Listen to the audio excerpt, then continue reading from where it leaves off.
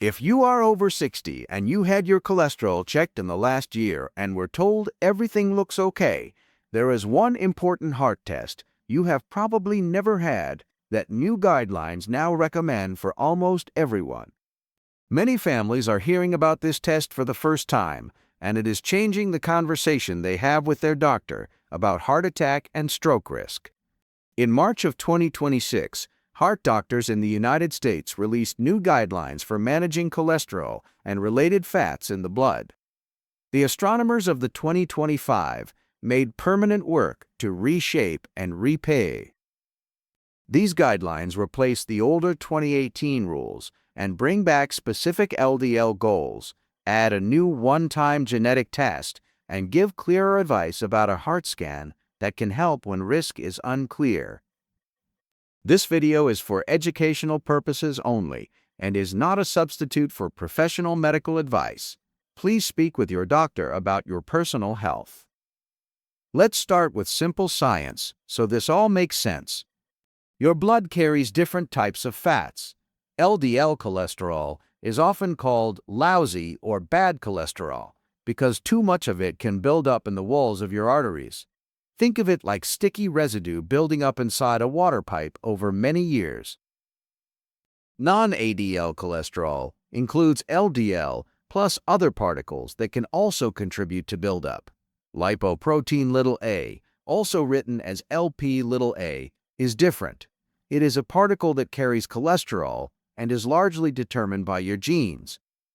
For most people, diet and exercise have very little effect on it, and that is why doctors are now paying more attention to it.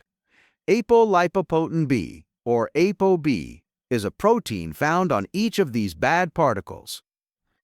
Counting ApoB can sometimes tell us how many bad particles you have, which can be more helpful than just measuring the amount of cholesterol inside them, especially if you have diabetes, high triglycerides, or heart-kidney metabolic concerns. Finally, there is the coronary artery calcium scan, often called a CAC scan. This is a quick, non-contrast CT scan of the heart that looks for calcium specks in the arteries. Calcium specks can be a sign of earlier buildup. It does not diagnose a heart attack, but it can help you and your doctor understand your risk when the decision about medication is not clear. Imagine a woman named Ruth. She is 68. She walks most mornings, watches her diet, and her LDL is usually around 135. Her doctor once told her it was borderline. Ruth's mother and her mother's sister both needed stents in their early 60s. Ruth came in wanting to do everything she could to stay independent and healthy for her grandchildren. Consider her situation, a fictional example, to help explain this topic. Ruth's doctor calculated her 10-year risk using a newer tool and also checked a test Ruth had never had before, called LPA. Her LPA came back at 320 nanomoles per liter. A level above 125 is considered elevated, and above 250 is linked with about a doubling of estimated risk. In Ruth's case, her doctor explained that this inherited factor meant they should aim for a lower LDL goal, even though her overall risk first looked borderline. This is the kind of conversation the 2026 guidelines are encouraging. So what actually changed in 2026? There are 5 main points to understand. Number 1. Risk is now calculated differently. The new guideline recommends using the American Heart Association PREVENT-ASCVD equations instead of the older pooled cohort equations for 10-year and 30-year risk assessment in adults aged 30 to 79. This newer calculator was built with more recent data and includes information about kidney health and other factors. High risk is generally considered a 10-year risk above 10%, intermediate is 5 to 9.9%, and borderline is 3 to 4.9%. The guideline suggests that for primary prevention, a statin is recommended if risk is at least 5% and can be considered at borderline risk after a discussion about long-term benefits and rare risks. Number 2. LDL goals are back. For years, doctors focused mainly on percent reduction. The 2026 guideline brings back specific LDL and non-HDL cholesterol treatment goals to help guide therapy. For those at borderline or intermediate risk, the general goal is an LDL less than 100 milligrams per deciliter. For those at high risk, the goal is less than 70. For individuals who already have heart disease and are at very high risk of another event, the goal is less than 55 for secondary prevention. The writing committee emphasized that lower LDL for longer, just like lower blood pressure for longer, results in much greater protection against future heart attack and stroke. Number 3. LPA should be measured at least once in adulthood. According to the guideline, lifestyle changes minimally affect LPA levels, so repeat testing is generally not needed.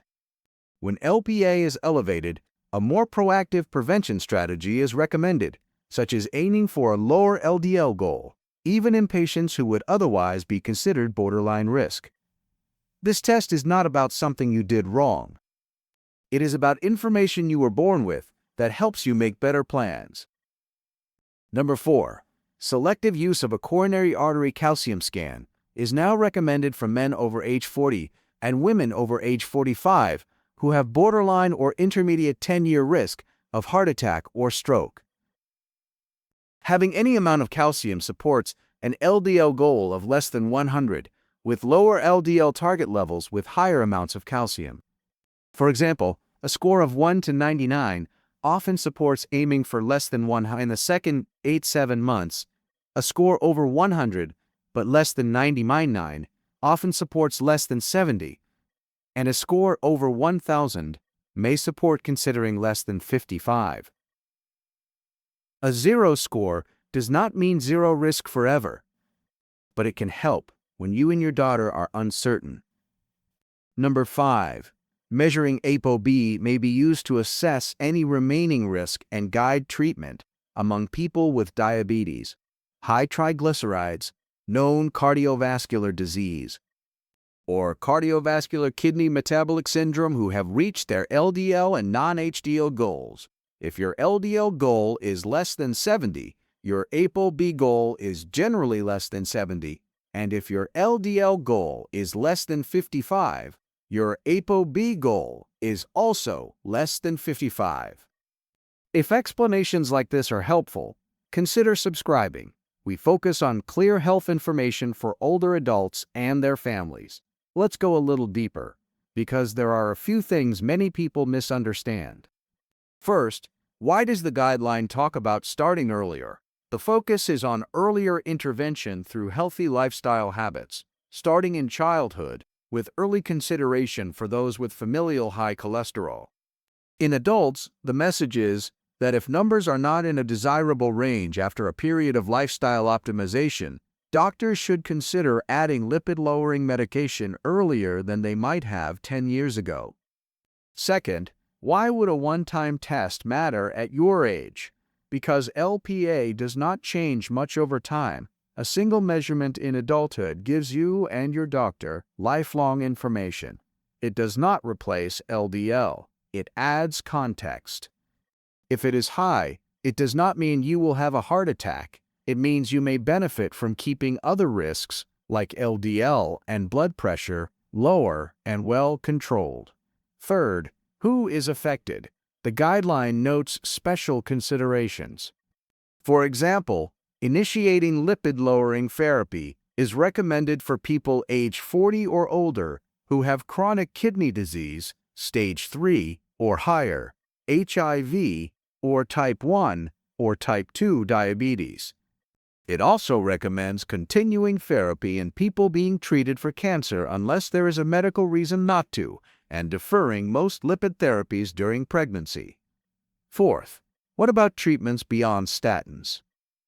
If LDL is not adequately lowered by lifestyle and statin therapy, the guideline discusses adding evidence-based non-statin options depending on risk, such as ezetimibe, bempedoic acid, or a PCSK9 monoclonal antibody, which is an injectable therapy. Now, what can you actually do with this information? Write down your most recent lipid panel results, including LDL, non-HDL, triglycerides, and if you have ever had LPA or ApoB. Bring a complete list of your medicines, supplements, and any family history of early heart disease, meaning heart attack or stents before age 55 in a father or brother, or before age 65 in a mother or sister. At your next visit, you might ask, has my risk ever been calculated with the new PREVENT equations? Have I ever had an LPA test? Would a coronary calcium scan be helpful for me as a tiebreaker given my borderline or intermediate risk? What is my personal LDL goal based on the 2026 guidelines? Do not stop or change any prescribed medication on your own. If you have questions about muscle aches, interactions, or side effects, bring those questions to your pharmacist or doctor. They can help weigh benefits and rare risks with you. Continue the foundation that never goes out of date, a balanced eating pattern rich in vegetables, fruits, whole grains, beans, nuts, and lean proteins, regular brisk walking or other activity your doctor approves, good sleep, not smoking, and managing blood pressure, blood sugar, and weight. Let's talk about common mistakes and myths. Myth 1. If I eat perfectly, my LPA will go away. The guideline clearly states, lifestyle changes minimally affect LPA. Healthy lifestyle is still vital for lowering LDL, blood pressure, and overall risk, but it does not fix a genetically high LPA. Myth 2. If my calcium score is 0, I will never need treatment. A 0 score is reassuring and often means risk is lower than first thought at that time, but it does not guarantee 0 future risk, especially if you have strong family history or elevated LPA. Myth 3. After 70 or 75, cholesterol does not matter anymore. The guideline uses risk-based goals, not age alone. Age 65 and above is itself listed as a high-risk feature when combined with other factors, and decisions are personalized. Myth 4. Supplements can replace prescribed therapy. Some supplements marketed for cholesterol have limited evidence and may interact with medicines. Always discuss them with your healthcare team. When should you seek prompt medical care? This video is not about emergency signs, but please remember, chest discomfort, pressure, pain spreading to arm, neck, or jaw, sudden shortness of breath, weakness on one side, trouble speaking, or fainting deserve immediate emergency help. For cholesterol management, contact your care team if you have new muscle pain that does not go away, dark urine, yellowing of skin, or you are considering stopping therapy due to side effects. Let's recap 3 key takeaways. First, the 2026 ACC and AHA Dyslipidemia Guideline brings back specific LDL goals, generally less than 100 for borderline or intermediate risk, less than 70 for high risk, and less than 55 for very high risk with established heart disease. Second, LPA should be measured once in adulthood, and a coronary calcium scan may be useful as a tiebreaker for men over 40 and women over 45 with uncertain risk. These tests help personalize your goal. Third, lower for longer matters. The earlier you keep LDL in a healthy range with healthy habits and, when needed, guideline-based medicine, the more protection you build over time. This is not about fear. It is about having clear information so you and your doctor can make calm, informed choices together. If you know someone over 60 who has always been told their cholesterol is borderline, or who has a strong family history of heart disease, please consider sharing this video with them. It may help them ask one more useful question at their next visit. Thank you for spending this time learning together. This is general education to help you understand what your doctor may not have time to explain fully. Please speak with your personal clinician about your numbers and your goals. Dr. James Carter is a fictional AI-created health educator, not a real doctor.